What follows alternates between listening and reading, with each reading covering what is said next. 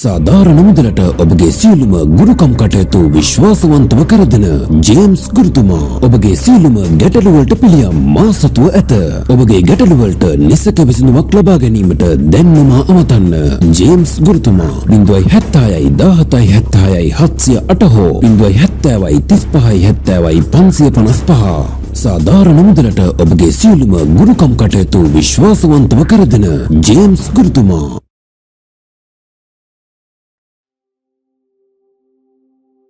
ඔයා මේ වීඩියෝ එක දැන් ප්ලේ කරා කියන්නේ ආයි නැගිටින්නට එපා මේ වීඩියෝ එක ඉවර වෙනකම්ම.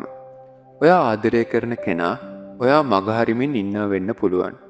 එතකොට පණ වගේ ආදරය කරපු ඒ හදවත අද වෙනස් වෙලා වෙන්නට පුළුවන්. ඔයාගෙන් ඈත් වෙලා වෙන්නට පුළුවන්.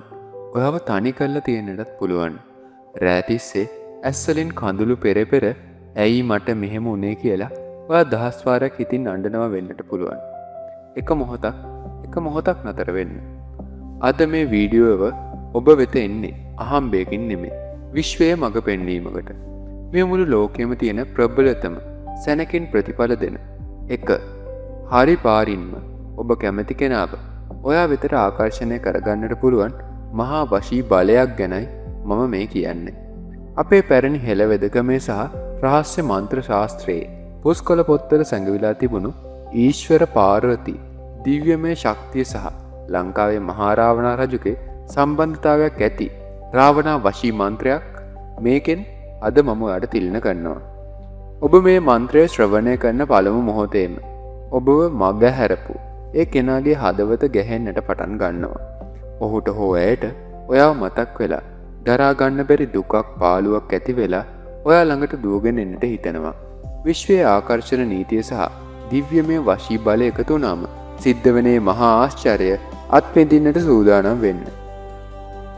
ප්‍රේමය සහ ආකර්ෂණය උල්පත තමයි මහා ඊශ්වර දෙවියන්. ඒ වගේම පාර්වතී මෑණියන්.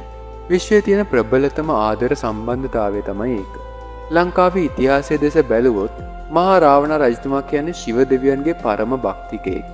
උන්වහන්සේ ඍෂිවරුන්ගෙන් පැවතා පුස්කොළ පොත්වල රහස් වෛද්‍ය කර්ම සහ මන්ත්‍ර ශාස්ත්‍රය මැනවින් ප්‍රගුණ කළ කෙනෙක්. අද මම ඔයාට හෙළි කරන්නේ ශ්‍රී ලංකාවේ අතීත රහස් වෙදකම්වල සහ රහස්‍ය මන්ත්‍ර කලාවේ පාවිච්චි කරපු සාමාන්‍ය ජනතාවගෙන් සඟවා තිබුණු ඊශ්වර පාර්වතී දිව්‍යමය බලය සහිත රාවණා රාජ වශී මන්ත්‍රයයි. මේ හුදෙක් අණෙවින කොඩිවිනයක් නෙමෙයි. මේක සැබෑ ආදරය හදවත් දෙකක් අතර යා කරන විශ්වීය ශක්තියක් උද්දීපනය කරන මහා බලවේගයක්. මේකෙන් සිද්ධ වෙන්නේ ඔයා ආදරය කරන කෙනාගේ යටිහිත තුල ඔයා කෙරෙහි ආදරය වර්ධනය වෙන එක. එයාගේ ආදරය ආකර්ෂණ මිලියන වාරයකින් වැඩි කරන එක. මන්ත්‍රයක් කියන්නේ ශබ්ද තරංග මාලාවක්. විශ්වයේ හැම දෙයක්ම ක්‍රියා කරන්නේ ශක්තියක් සහ තරංගයක් මතයි. law of attraction කියන්නේ ඔයා නිකුත් කරන තරංගයට සමාන තරංගයක් ඔයාට නැවත ලැබෙනවා කියන එක. ඔයා ආදරෙන් පෙරදිලා හිත රිදවගෙන එයා මාව දාලා ගියා එයා මට දැන් ආදරේ නැහැ කියන ඍණාත්මක සිතුවිලි තියාගෙන ඉන්නකොට විශ්ව ඔයාට දෙන්න තවත් බිඳීමක් විතරයි. නමුත් මේ ප්‍රබල මන්ත්‍ර ශ්‍රවණය කරනකොට ඔයාගේ ශරීරය සහ සිතේ තියෙන ඒ බිය දුක සහ ඍණාත්මක ශක්තියින් ඔක්කොම නැති වෙලා යනවා. මන්ත්‍රයේ ශබ්ද තරංග මගින් ඔයාගේ හිතේ තියෙන මහා ඉහළ ධනාත්මක මට්ටමකට අරන් යනවා. ඒ මොහොතේ ඔයා කැමති කෙනාව සිහිපත් කරද්දිම ඔයාගේ සිතුවිලි කෙලින්ම ඔහුගේ හෝ ඇයගේ යට සිතට කාවැදෙනවා. මේ හරියට නොපෙන්න ආදරයේ රැහැනක් දෙන්නෙක්ව එකතු කරනවා වගේ දෙයක්. මේ මන්ත්‍රය අපි කියන විදියට නිසි පරිදි ශ්‍රවණය කළොත් ඔබට ඇදහිය නොහැකි ප්‍රතිඵල ලැබෙනවා.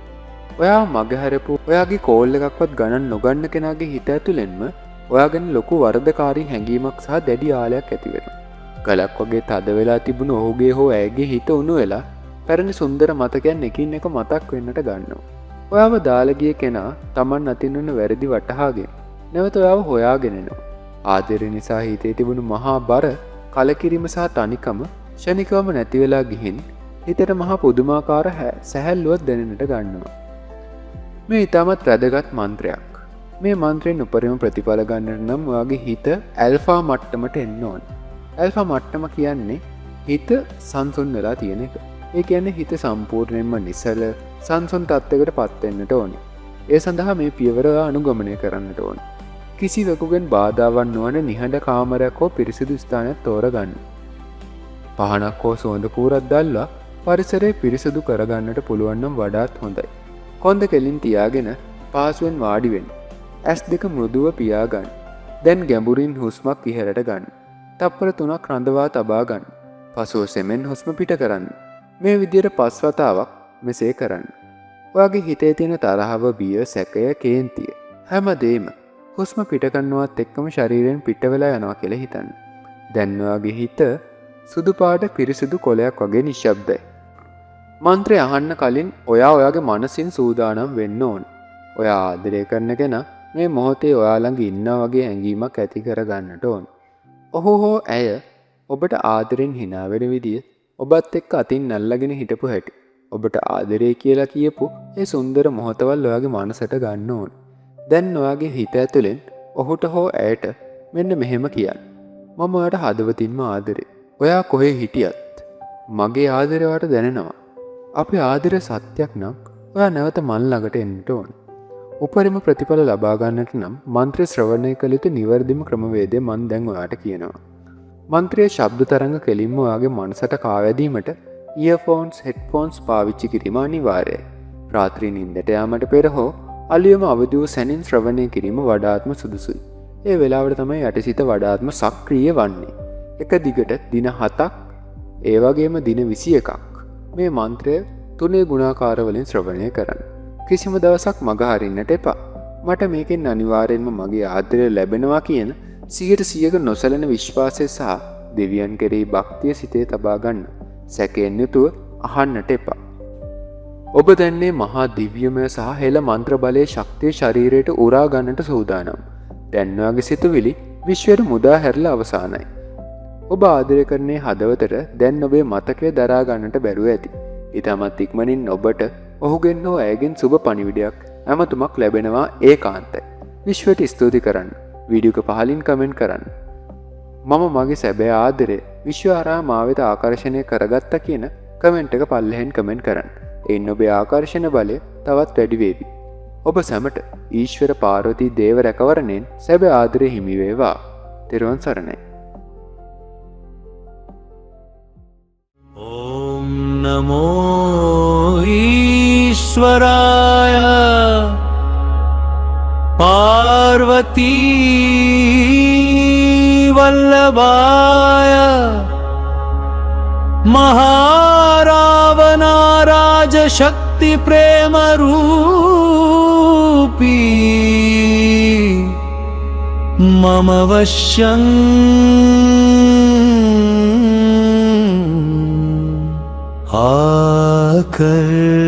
आकर्षणम् नमो ईश्वराय पार्वती वल्लभाय महारावणाराज शक्ति प्रेम रूपी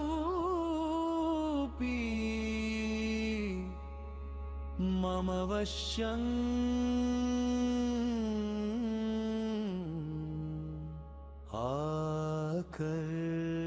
आकर्षणम् ॐ नमो ईश्वराय पार्वती वल्लभाय महारावणाराज शक्ति प्रेम रूपी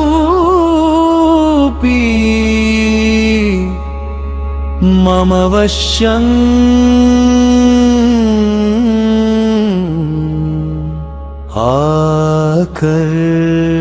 आकर्षणम् नमो ईश्वराय पार्वती वल्लभाय महारावणाराज शक्ति प्रेम रूपी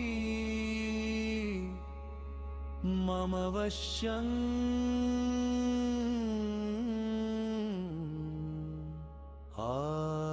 ॐ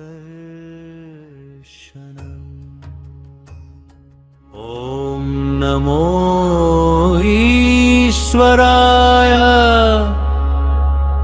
पार्वती वल्लभाय महारावणाराज शक्ति प्रेम रूपी मम वश्यं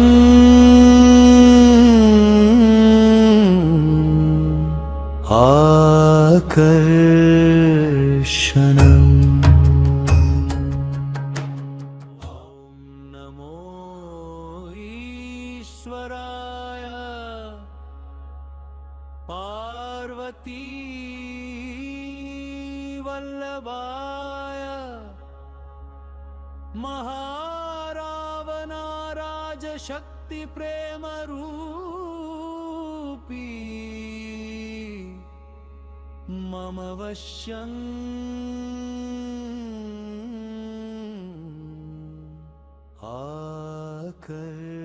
आकर्षणम् ॐ नमो ईश्वराय पार्वती वल्लभाय महारावणाराज शक्ति प्रेम रूपी मम वश्यं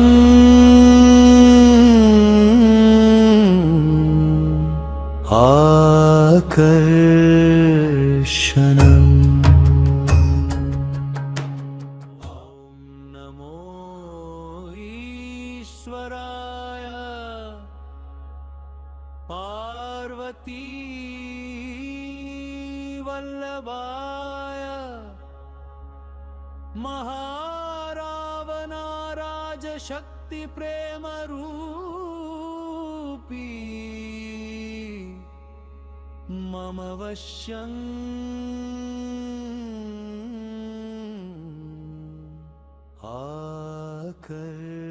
आकर्षणम् ॐ नमो ईश्वराय पार्वती वल्लभाय महारावणाराज शक्ति प्रेम रूपी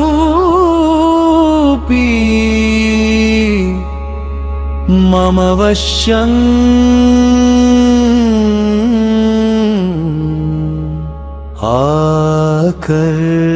आकर्षणम् नमो ईश्वराय पार्वती वल्लभाय महारावणाराज शक्ति प्रेम रूपी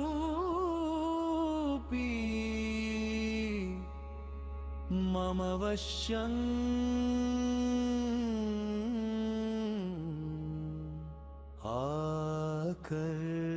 आकर्षणम् ॐ नमो ईश्वराय पार्वती वल्लभाय महारावणाराज शक्ति प्रेम रूपी मम वश्यं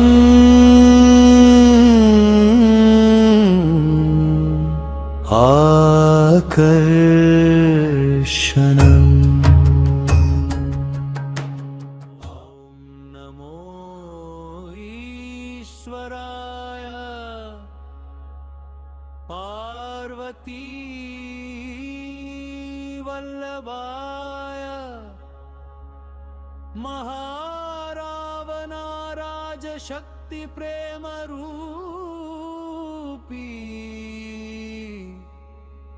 मम वश्यं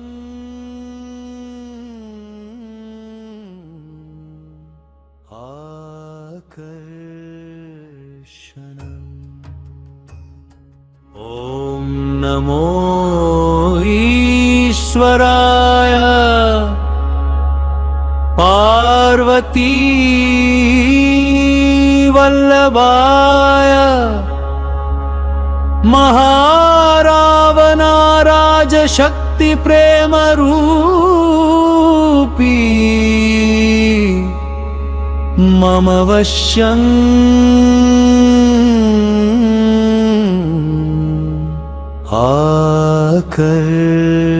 आकर्षणम् नमो ईश्वराय पार्वती वल्लभाय महारावणाराज शक्ति प्रेम रूपी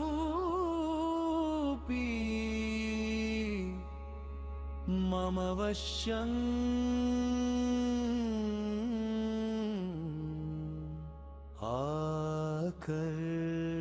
आकर्षणम् ॐ नमो ईश्वराय पार्वती वल्लभाय महारावणाराज शक्ति प्रेम रूपी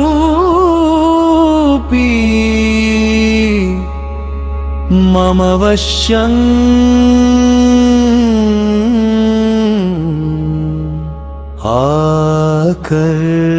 आकर्षणम् नमो ईश्वराय पार्वती वल्लभाय महारावणाराज शक्ति प्रेम रूपी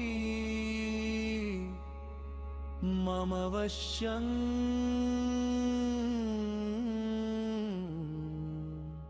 ॐ नमो ईश्वराय पार्वती वल्लभाय महारावणाराज शक्ति प्रेम रूपी मम वश्यं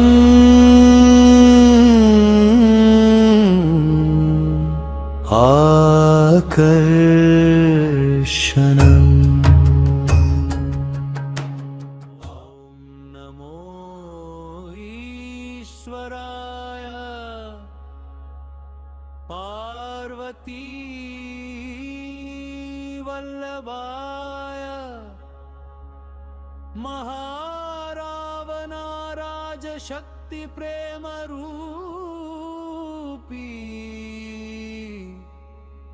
मम वश्यं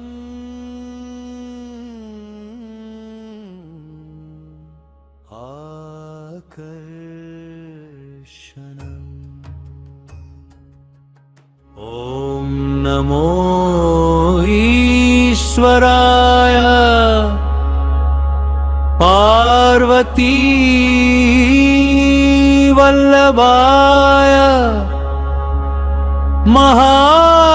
महारावणाराज शक्ति प्रेम रूपी मम वश्यं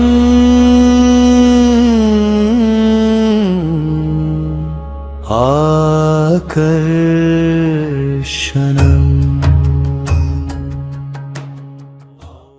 नमो ईश्वराय पार्वती वल्लभाय महारावणाराज शक्ति प्रेम रूपी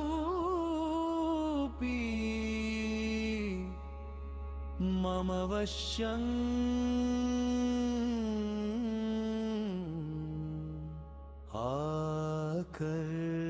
आकर्षणम् ॐ नमो ईश्वराय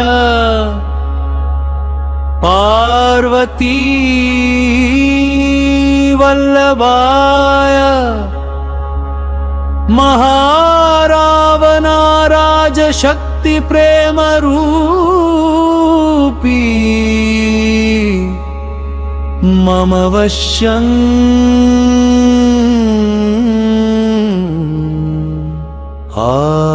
आकर्षणम्।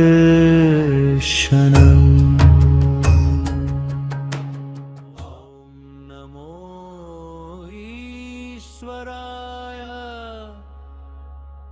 पार्वती वल्लभाय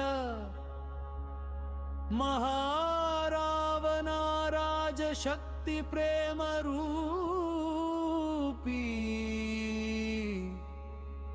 मम वश्यं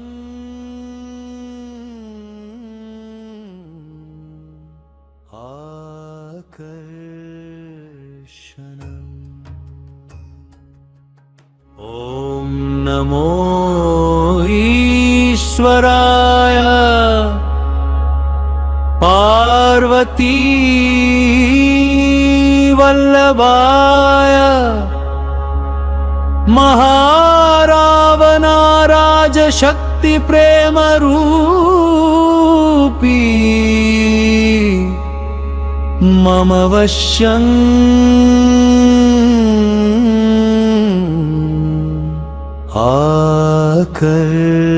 आकर्षणम्। नमो ईश्वराय पार्वती वल्लभाय महारावणाराज शक्ति प्रेम रूपी मम वश्यं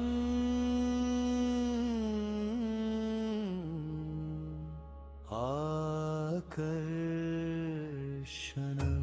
ॐ नमो ईश्वराय पार्वती वल्लभाय महारावणाराज शक्ति प्रेम रूपी मम वश्यं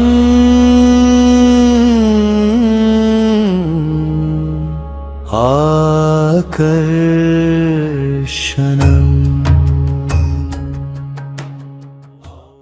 नमो ईश्वराय पार्वती वल्लभाय महा